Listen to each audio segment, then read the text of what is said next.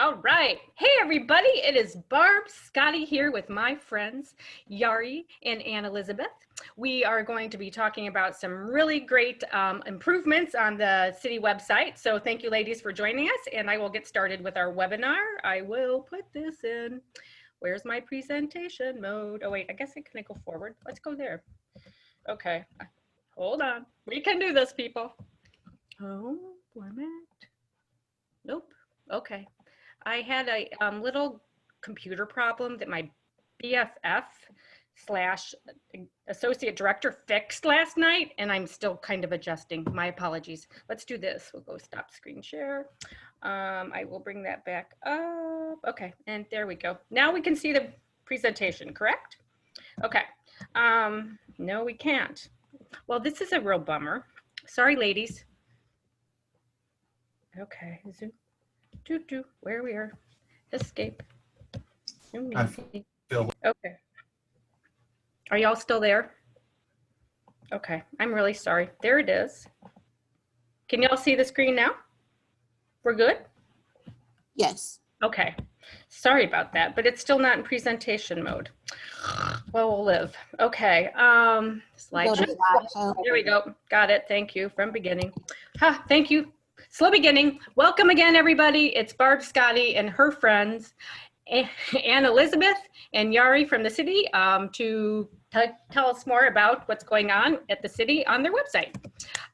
We always start our meeting with some updates here in the near west side. We have a produce stand at 38th and Valete Street. Please visit. Every day it's going to be Wednesday, Thursday, Friday, Saturday. No, Wednesday, Thursday, Friday, Sunday. From Wednesday, the weekdays are 3 to 6. Sundays are 1 to 4. So drive by. It's going to be a variety of either a couple farmers, or we do have someone doing salsa sales today. So keep an eye out, and we'll try, and once we get our routine down, this is a little bit more of a pop-up. So we're learning as we going, and please be patient with us. Tonight's made in the near west side is a repeat, but always a very good one. Our neighbor next door to the produce stand, Triciclo, Peru, is going to be highlighting their video about their empanadas and the great little restaurant they have. You can get carry out, and or if you look at the picture there, there's picnic tables behind the produce stand. So you can sit down and have your drink and eat your dinner in the nice weather that we're having. Details for the food pantry at Neighborhood House. It is open on Wednesdays, noon to 2, and Thursdays, 4 to 6. Please share that with folks that are in need of assistance. They are servicing 53208 and 53223. No justice, no peace. Let's continue our move towards justice in our city and our nation. Milwaukee Public Library is getting ready to reopen. Take advantage of that. They also have plenty of online opportunities, so don't hesitate to go online and take a look what you can do. And then census is going on. We all need to be counted. So if you haven't done the census, there's a link for you. If you have questions, you can always contact us at Near West Side Partners, but we want to make sure everyone's counted. And then finally, our Choice Neighborhood Grant Initiative continues to move along, and you should start seeing some pretty good activity going on. I'm not going to ruin the surprise yet, though, but it's been a great team effort, and some positive changes will be coming forward for us. As I said, today we have our guests from the city of Milwaukee, Yari and Ann Elizabeth, and I'm basically going to turn it over to them. They have a great PowerPoint presentation, and they are going to take control at whatever point. You guys let us know when you want to switch over to the to the website, and otherwise I can just help with your PowerPoint. So again, we have Ann Elizabeth and Yari. Thank you again, ladies. And there's the website down there should you have any questions. And I will take you to the beginning of the PowerPoint. Great. Johnny, I guess I'm going to go first, and then you're going to go afterwards. Probably. I can do a real quick intro just because mine is probably a lot shorter. That's great. That's totally I'm Jaddy Rosa. I'm the Systems Integration Manager for the city, and I work with Ann Elizabeth. For my role, I basically manage a group of developers and analysts that deal with and manage a lot of the city web pages that most of you are probably familiar with. So things like My Milwaukee Home, Map Milwaukee, and where do I go? Other city applications or web pages that the citizens interact with, and then integrate those with different various internal applications like for DPW, DNS, to kind of make the magic happen. And I've been working with Anna Elizabeth for about 18 months ago. We started working on the upgrade to the MKE mobile and the Click for Action website, which has led us to this particular preview today. So now I can hand it over to Anna Elizabeth so that she can go over the new updates that were made for Click for Action. Thank you. Thank you, Jody. Thank you so much. I'm actually going to share, before I do the PowerPoint, I'm going to share my screen showing the new city webpage so that you can see how to get to Click for Action. Okay, so I stopped my share. Okay, I find The joys of technology. right, exactly. The pressure's on. My my browser where I just Well, since we have a minute, can you guys tell us how you came about to develop the application and what came about with that? So sure. So the application is part of the systems of the land management system that we currently use for online permitting and just for the city's record keeping system. So we went to the vendor, worked with the vendor is Acela, and worked with them on just what options they would have in order to integrate and make it more of a seamless integration. And they presented this new format, which had a very user-friendly web page and an app, a downloadable app that we could present to our citizens and make it easier for them to submit requests as well as complaints for any violations or issues they see throughout the city. Have you seen any positive changes and upticks in the calls or the notices for? Well, we've definitely seen, it seems like the users enjoy this option a lot better, and Elizabeth will go through some of the more of the details, but the old way, or what we used to have, was it was built on older technology, so you had to go to the city page, Click for Action, and really have a good understanding of how how the city works and know which category to choose to then be able to submit, either a complaint or a request. So this new way is a lot easier. It has a smart search, so you could just start typing in something and it'll give you all the options that have those types. And so then that way the citizen does not need to know how the city works behind the scenes. They can just put in their request. The system does all the work behind the scenes and then sends it to the correct division or department to get that request fulfilled. So it's been, I think a better use for our citizens and even for our staff as well, because they are kind of in the same boat where they don't need to know that, snow removal is part of the forestry department, for example. So I think it's a nice, more seamless way for our citizens to be able to understand what, and to work with the city and be able to easier, from their app, from their mobile phones, they can easily put in a request or use it from their actual mobile phone on a web browser, the same way they could do it on a computer at home. So just making it easier for us to work with our citizens and understand what's going on. So I wanted to give a preview of view of Click for Action, but for whatever reason, I can't get Zoom to acknowledge that I have the Chrome browser, and that I have the screen up. So I don't know why I can't share that. So I'm just going to go directly to my presentation on Click for Action, the presentation on the MKE mobile app. It contains all of the things that are also in Click for Action. The difference is that you can access Click for Action in a browser on a mobile device or on a desktop on like a larger tablet or a laptop or a desktop PC. Sure. All of the same functions are present, they're just in slightly different formats. So, no worries. yes. Okay, so you ready for the next slide? I am. Although I think I actually moved. You have controls now? Okay, perfect. I control it now. Sorry. I control it. So the app is available now.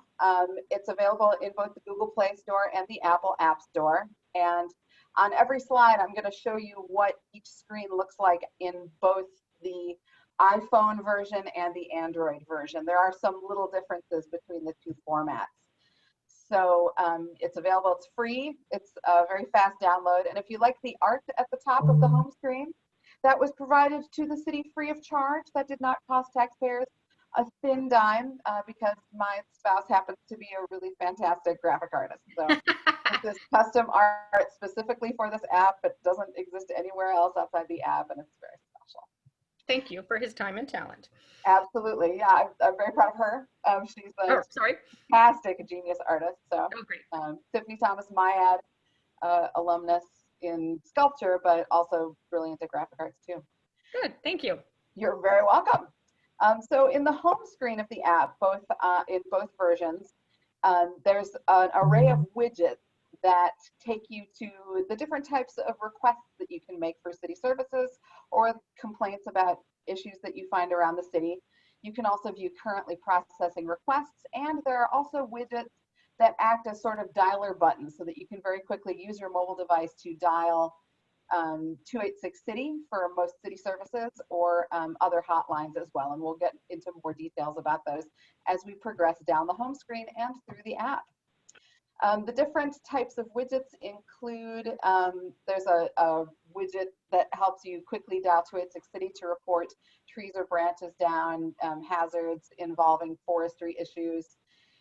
There are different widgets that take you to city pages with current critical information, for example, about the COVID-19 crisis and the impact to city services that the pandemic has had, different changes in current city regulations and rules.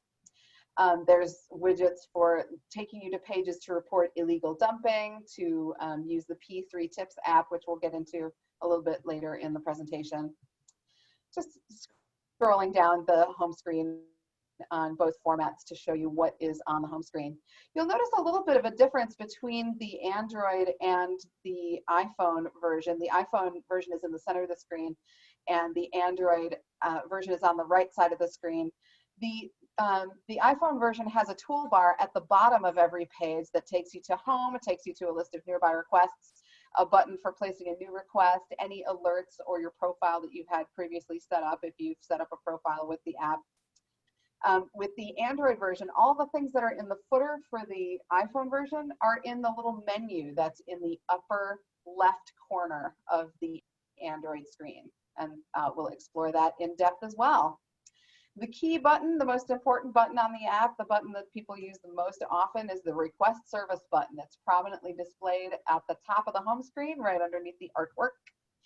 But it's also accessible from everywhere else in the app. In iPhone, at the bottom in the footer, in the center of the footer, the sort of plus request button, and in the Android version in the menu that you access from tapping the upper left of the screen.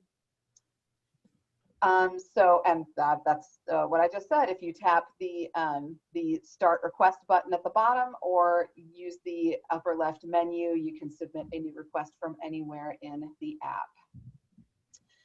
You can find the request that you're looking for two different ways.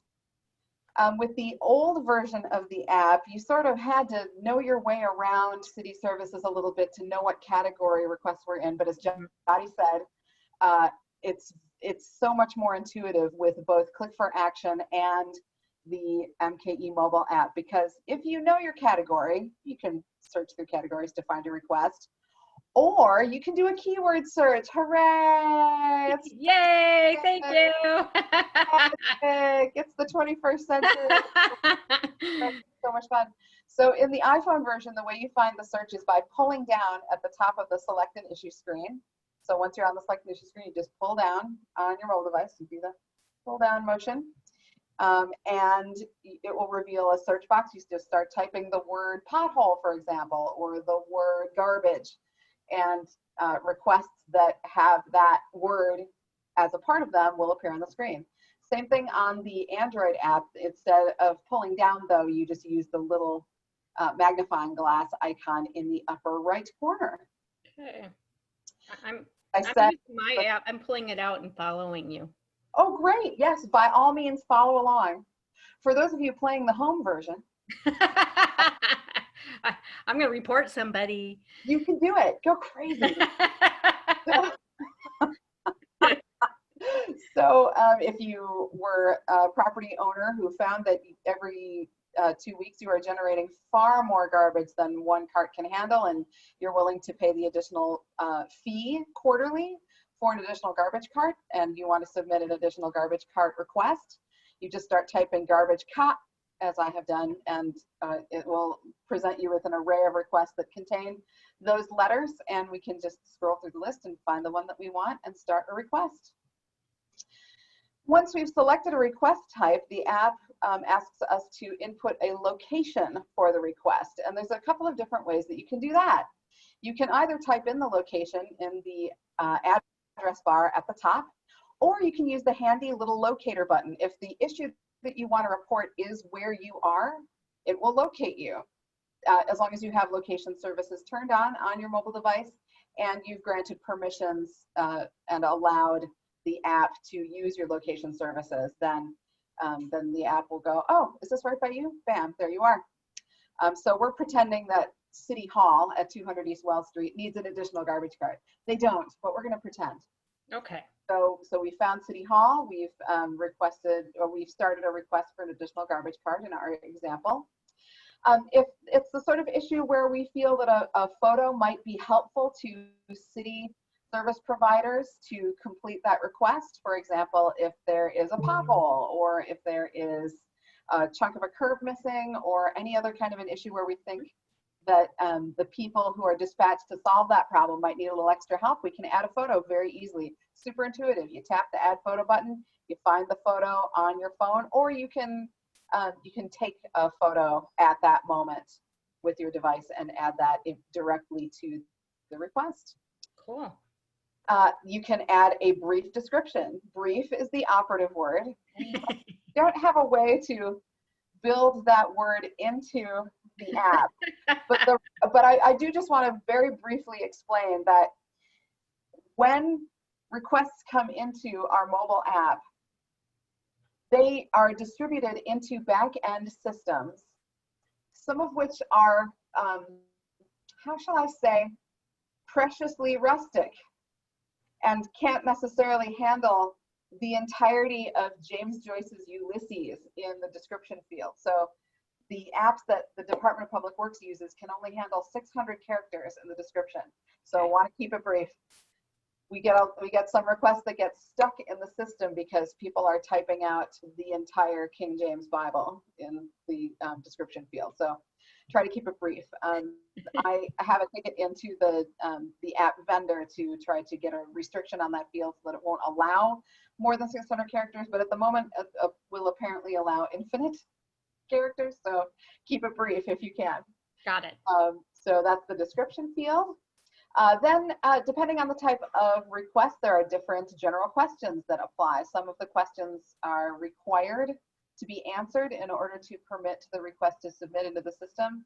Others are optional. In this one, there's a lot of required information. So as you can see, there are also some restrictions on how many characters you can type in the name field. So okay. That advice is presented directly there in the app. Then there's an option, and this exists also in Click for Action. All these features are universal to both. The submitter of the request has the option to keep a request private or make it public. If the requester is submitting a request to report a neighbor who maybe has some debris and garbage on their private property, and they don't want their neighbor to know that they're narking them out for having a junky yard, then they can opt to keep their contact information private on that request. That's great to know. Thank you. Yep, that toggle switch is right there. But if it's left in the default position, which is public, then the issue is visible to other residents, which is kind of handy when if one of your neighbors has reported that there's a sidewalk slab that has been pushed up by roots and is a dangerous tripping hazard, and you just tripped on that same thing, it's very handy to be able to go to the app and look and see, oh, this has already been reported. I'm going to follow this request to see when it's fulfilled and to follow its progress, rather than submitting another one and just filling up the system with duplicate requests. So that's kind of a neat feature. If you want to make your requests public, it may help your neighbors. Then finally, when you've submitted, when you've completed all the information, you can submit the request. And when you do, a message appears on the screen confirming that the request is submitted, and it gives you the record number of that request. If you are registered to receive notifications from the system, you'll also get an email notification that the request has been submitted. So once requests have been submitted, they can be viewed in the app in a list and map format. Now, here's another caveat. At the moment, there is a known issue that is currently in the process of being fixed, where if you view current requests in the list format, the location, it says no location provided. That's a lie. The location is provided, which you can verify in the map view. Obviously, all of these requests have locations associated with them. So we're in the process of getting that fixed. If your users are like, I definitely put an address and associated it with this request, you can be like, yes, sorry, it's not working at the moment. Okay. But that's an issue that's only endemic to the mobile app in Click for Action, the location. Okay. Okay.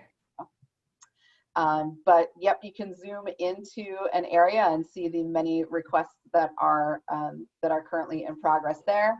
At any one time, the largest number of map pins you'll see on the screen is 35. Even if there are hundreds and thousands of requests, you'll only see the most recent 35 at a time, unless you're specifically looking for another request, which we'll get into a little bit later in the presentation.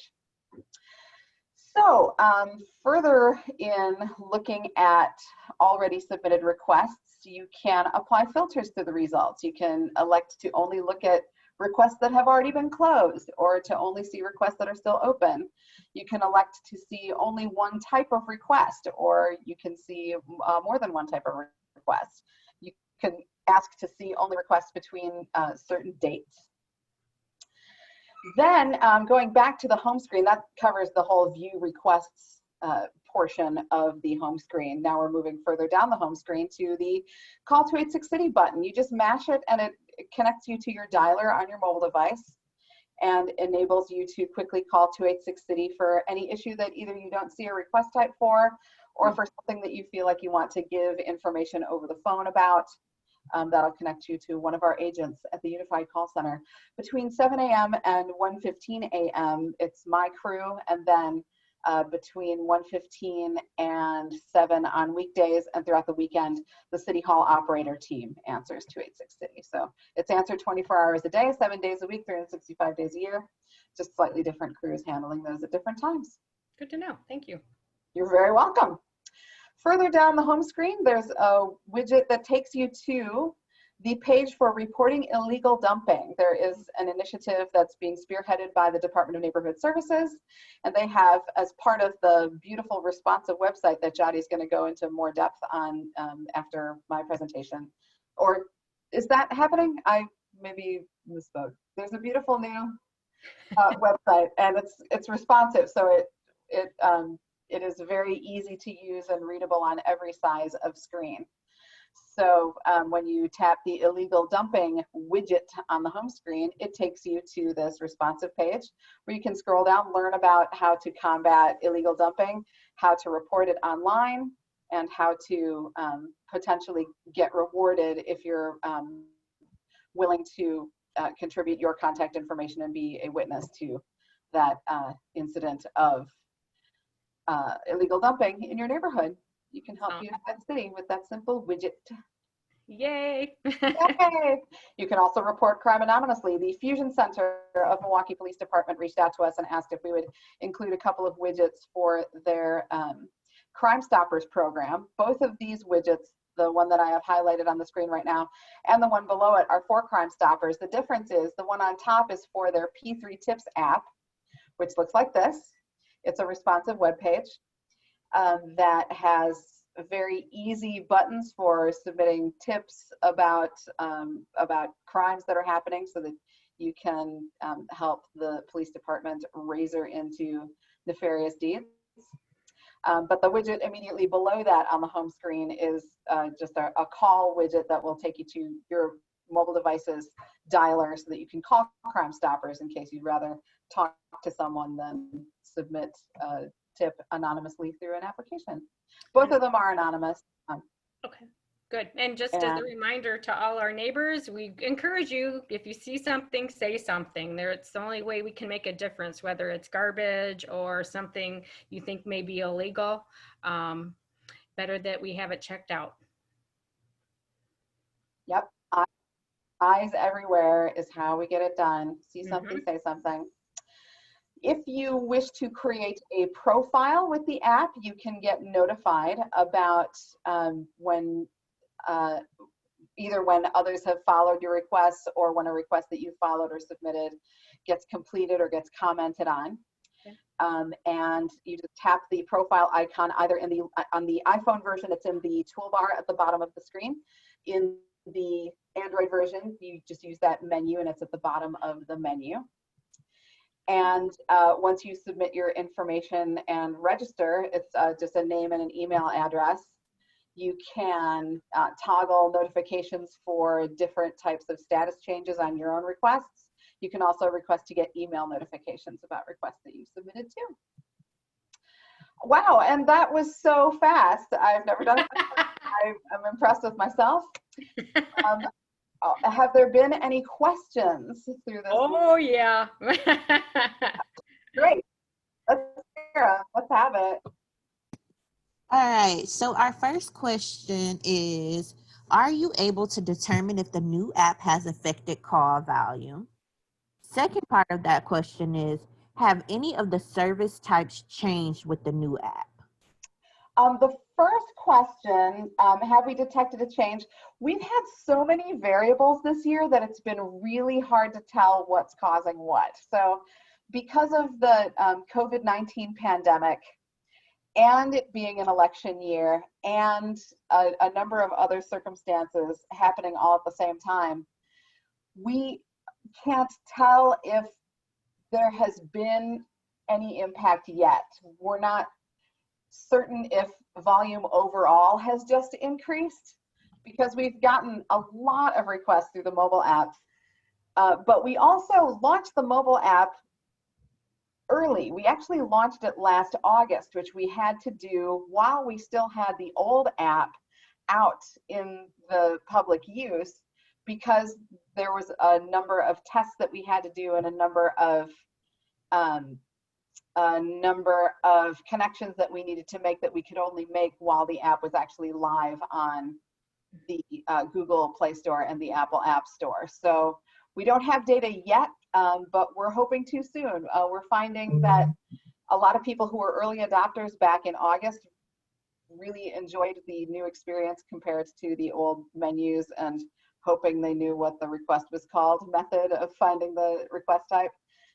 So users are enjoying the new intuitive version. But as far as hard statistics on usage, I don't have that yet, but by the end of the year, we should have a much clearer picture once things start to normalize in our call volume in terms of response to the COVID-19 pandemic. Also, the Democratic National Convention has had an impact on our call volume, and we're not sure if that's just driving all the numbers up or some opposed to another. The second question, can you remind me the second question, please? Yep. So the second question is, have any of the service types changed with the new app? And there's actually a second part to this question too. So the second part to that one is, did any of the previously listed ones go away, or have any new ones been added? They are the same request types as were previously available as a part of Click for Action. The difference is in accessing them and finding them more easily. So, we're hoping that some of them are categorized more intuitively, and many of them we hope are named more intuitively. For example, there used to be some requests that just had large portions of them abbreviated to an acronym. In those cases, we've endeavored to actually spell those out so people understand what those are. But it's essentially the same guts. It's all going to the same place, servicing the same request types, but with a cleaner interface, if that makes sense. What's part 2 of that question, Brittany? Part 2 of that question was, well, you answered it, because it was, did any of the previous listings go away or have any new ones been added? Right. There are, as with the old version of the app, there are some that are only available seasonally. For example, during the summertime, we don't have the snow plowing request visible to the public. During the wintertime, we won't have leaf collection available. So there are some that we trigger seasonally, but that was also a condition of the old app. So it's really just an ease of use change, but the substance is the same. Good question. Next question is, how is follow-up using the app? So going into, like, if people submit, how can they keep track of where the request is? So different city divisions have different methods of conveying back to the database the completion status of requests. When you submit a request, you get a record number, which is the same as the previous version of the app and the previous version of Click for Action.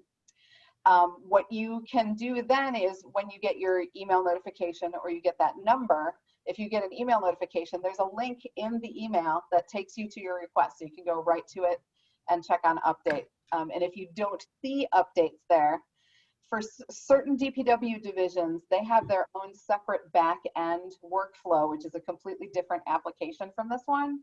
So it may be necessary for you to either shoot an email to uccwebhelp@milwaukee.gov or just give 286 City a call, 286-2489, and ask for an update on the status of a request. We are reaching out to the different city divisions to emphasize to them the importance of partnering with us in communication and ensuring that status updates are provided timely for lots of different types of requests. But understandably, because there has been an impact not only to budgetary considerations of the drop in revenue for the city, but with staffing reduction, sometimes work is getting lumped onto a large list, being barreled through all at once, and then afterwards notification is going out that it's been completed. But long answer, already too long. It is a constant struggle, but we are endeavoring to improve that communication between particularly DPW divisions and submitters of requests for DPW services. Thank you for that answer. So our next question is, are you able to access garbage/recycling pickup schedules in the app? In the app, you can request that a printed schedule be sent to you. That's one of the requests that's available.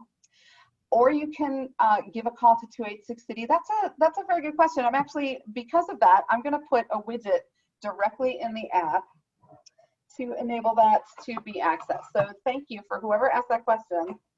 I am amazed that we didn't have that question previously. Ooh, should we give them a prize? Brittany, what do we have to give them a prize for that? Stump the presenter. Please.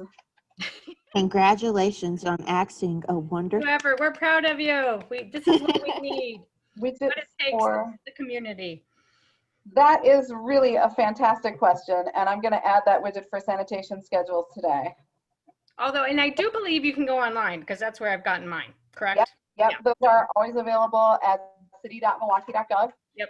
But what I'll do is put a widget in the home screen so that with one tap, it takes the users directly to that page where they can input their address and get their schedule. That is a great idea. Thank you so much.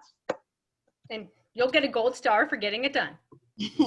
So our next question is overnight parking available through the app? Not yet, but another great question. Are those questions asked by two different people? Because you're going to go through a lot of prizes here today. Yes. All right. All right. We have a whole new platform for this now. This is great. I am also going to add a widget that takes people to the page for entering or requesting permission for night parking as well.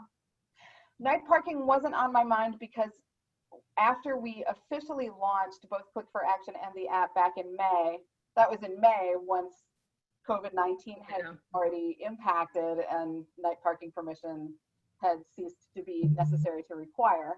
Mm-hmm. But that's a very good consideration, and I'm going to get involved in that and get a widget in the app for that. Awesome. So that wrapped up our questions. Wow, these are great questions and highly effective. I do have one. Does this particular app provide alerts like snow emergency or anything along those lines? It doesn't directly. We'll put announcements about emergency conditions on the app's home screen, but as far as sending you a direct notification, users are going to want to subscribe to eNotify instead, which, and you know what? You know what, Barb? We're going to put a widget in there for that too. How to subscribe to eNotify. Rock on, we get 3. I think we're going to have to keep doing these. I think so. This is really great feedback. So I'm going to put an eNotify widget in there too, as well as one for sanitation schedules and night parking. Okay. We can make it happen. And that's another new feature of the MKE mobile app that I'm really happy with, and a lot of our users are very, very happy with, is that it is so easy for us right here on the ground to make changes to it very, very quickly, so that matters of current import to users are front and center, very easy to access. So, and we can make those changes on the fly. Cool beans. Yeah. Is Johnny gonna do any more presentation? Would you like to go to I could try going to the website as well and just give a quick. Oh, sure. If there's time, I could easily do a very quick overview of Click for Action.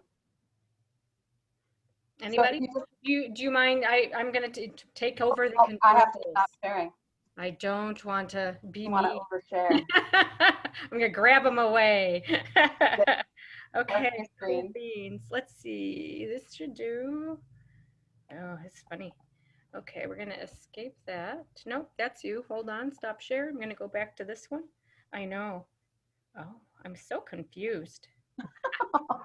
Let's do that. Okay, I think it's gonna work. There it is. That's great.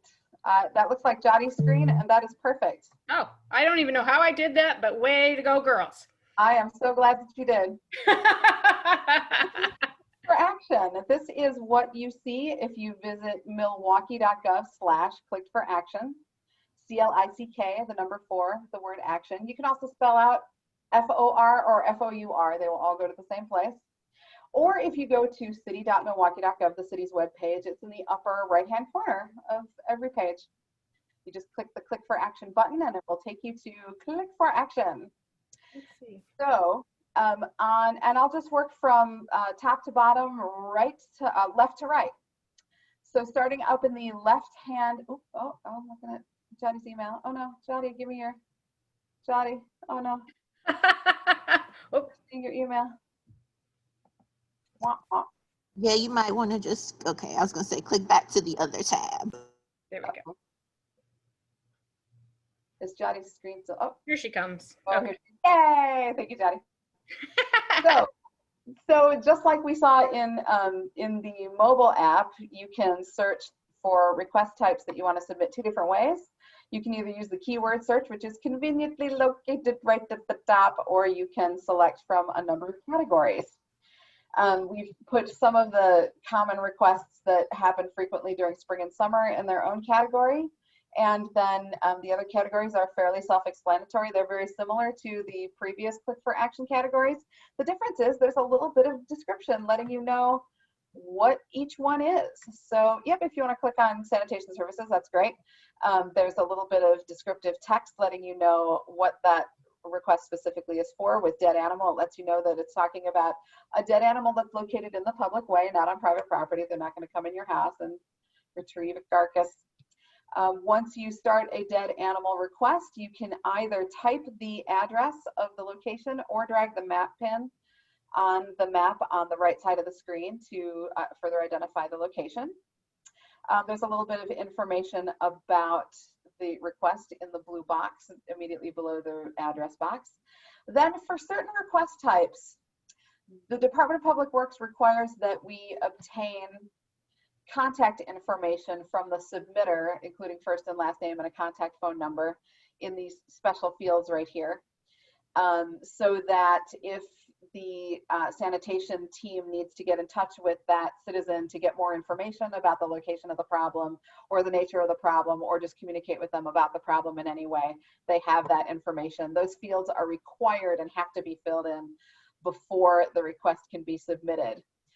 You'll see that it's a little bit redundant with some request types because the DPW application on the back end needs to get information in a certain format that they can't get from the login and profile within Acela, or within Click for Action. So some of those fields will be necessary on certain types of requests. On other ones, there's different types of information required. Then again, there's that description field at the bottom where please do not type all of the works of Homer. Just a very brief description can go there. Then you can see down below the description, there's that privacy toggle again. You can toggle between public and private. There's also the ability to add a photo. Clicking the add a photo will pop up a file browser and let you browse from the photos that you have on your device to upload to add information to the request. And once everything looks great with your request, then you can click the submit button.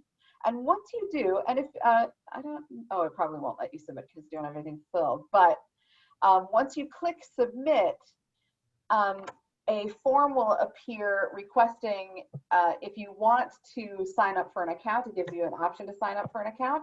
You can also use your Facebook login to sign up for an account if you want to.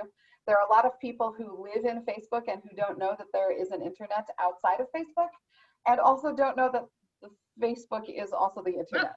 So there it is. So for people who live in Zuckerberg's walled poisonous garden of Facebook, you can sign up with Facebook. Otherwise, it's also possible to log in with your own contact information. With certain request types, contact information is not required, and so that form will give an option at the top to skip if you wish to submit anonymously, and that applies to a lot of different request types. So once you submit it, you get a success message that lets you know the request number, that's that 858-8613 in this case, and gives you the option to download the mobile app if you're viewing this on a mobile device. If you register and have your email address as part of your account, you'll also get an email notification letting you know that you submitted that request. Then it also takes you to the details page of your request. You can see a map of issues that you've already submitted, and because Jody and I have been testing this like crazy for the past year and a half, our maps are very full of pins. The way that this system is designed, it's designed to be a complete workflow system so that citizens are submitting requests, and then the servicing divisions are also using the system to mark their progress on requests. The City of Milwaukee doesn't use that back-end workflow. The City of Milwaukee has what are called legacy systems, specific applications that are used by the different city divisions for doing their back-end workflow. So on the map, you'll see a lot of received pins, but you won't see that many completed pins, because a lot of times it will take, or in progress, that's the pin that you won't see, because the city's back-end system is separate from this system. So you won't see the blue pins, but you'll see the red ones, the orange ones, the green ones. So on the side with the map, you can view submitted requests in list format if you want to. You can also view just the ones that you've submitted. You can view ones that you've commented on. Ones that are available to the public are available to the public to comment on. So for example, if someone in your neighborhood has reported a chunk of curb missing and you've noticed it too, and you want to tell more about it, you can add a comment to their request if they've made it public. Then I actually, because I'm going to try to move this, see if I can see what's behind it. Oh, yep, and you can also follow your own requests or other people's requests.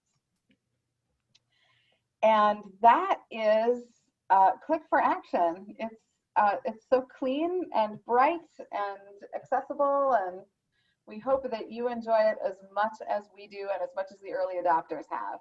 A lot of our we have a handful of people who don't like change and really liked being held prisoner by having to know what category their request was in a drop-down list of choices, who don't like to be able to just do a keyword search.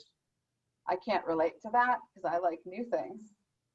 So, but we try to empathize with those who miss the old one, but a lot of people are excited about the new interface and are excited to be able to enter service requests quickly and easily and to be able to view them on a map. There's a few different ways you can view them on a map too. You can view them as pins, you can view them as a heat map, you can view them as clusters. It's pretty neat. Can get sucked down that rabbit hole. Oh yeah. Down into the data is always exciting, and there's so many more ways to do it now too. Yay. Well, this has been, I've enjoyed it because I do use the app and like being able to, it's just plain easier. So, and the more people know about it, the better off we all are to get our services completed and keep our city safe and clean. If participants in the webinar have more questions or want to know more about the app or have more feedback, please let us know. We're at 286-CITY. That's 286-2489. Or you can shoot an email to the admin team of the call center at uccwebhelp@milwaukee.gov. That's uccwebhelp@milwaukee.gov, short for government. And I will do, let's put this one from beginning. We can, oops, let's go back. There we go. How about that for a little bit, just in milwaukee.gov/UCC.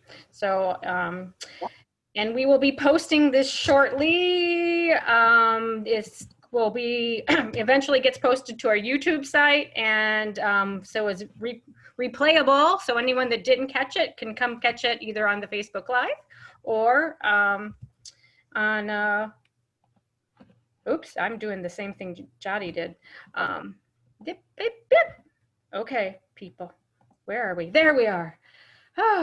So again, thank you very much for your hard work and efforts. It's making a difference, and the city needs all the help it can get right now, and reporting is one of those important things to do. So it really is. We need your eyes. All right. Well, thank you for your time this afternoon, and we look forward to talking to you again in the future. Thank you so much. This is very much appreciated, and I'm going to get these widgets in the app right away. Well, keep looking. All right. Bye. Thank you.